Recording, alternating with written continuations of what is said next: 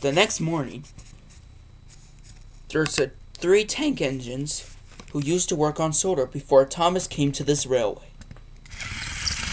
They were bustling and working hard to get their jobs done. The old manager, before Sir Topham Hatt came to Sodor, calls them really useful.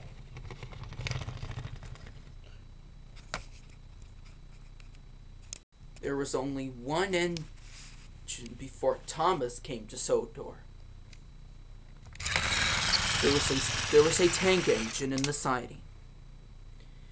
He had the same shape as Thomas's, except he was painted silver and had the number 0 on his side. His name was Timothy.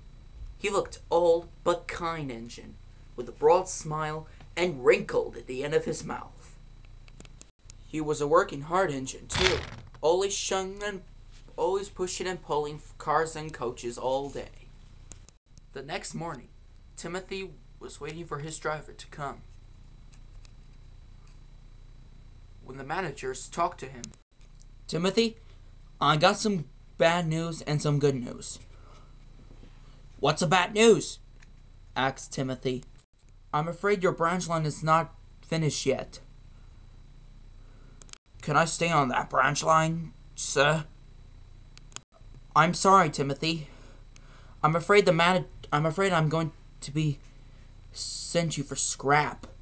Timothy was horrified. "But sir, I look useful." "I know you look useful, Timothy. I'm afraid your branch line is not finished yet. It's still under construction." "Can I stay on this line, sir?" "Sorry, Timothy. I'm afraid it's too late. I'm going to send you here tomorrow." And with that, as the manager left, Timothy was worried and began to feel very cross. He didn't like to be scrapped. Timothy didn't know what to do. He has no thoughts because he was an old engine. One evening, Timothy told the other engines all about it. The two tank engines looked worried. "I am pretty sure the manager will change his mind," Timothy thought.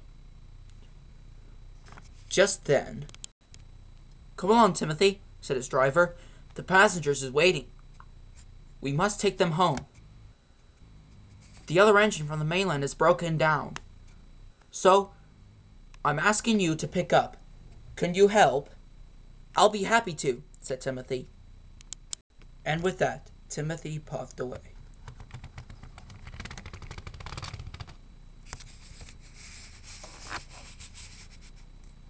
The two tank engines were speechless and puzzled. Soon, Timothy was coupled up to the coaches. They all climbed on board the coaches.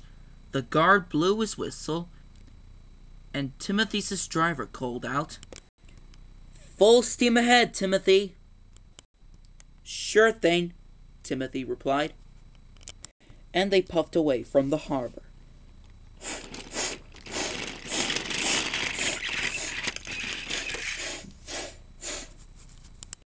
Soon Timothy was steamed off to the countryside. The moon was full, his pistons pumping, the signal lights shone green, and the coaches clattered behind. Soon they approached the station. But then it happened. Timothy shot past the station. Then he began to go faster and faster. His driver shouted, "Timothy, what are you doing?" But Timothy didn't answer. He just kept on going,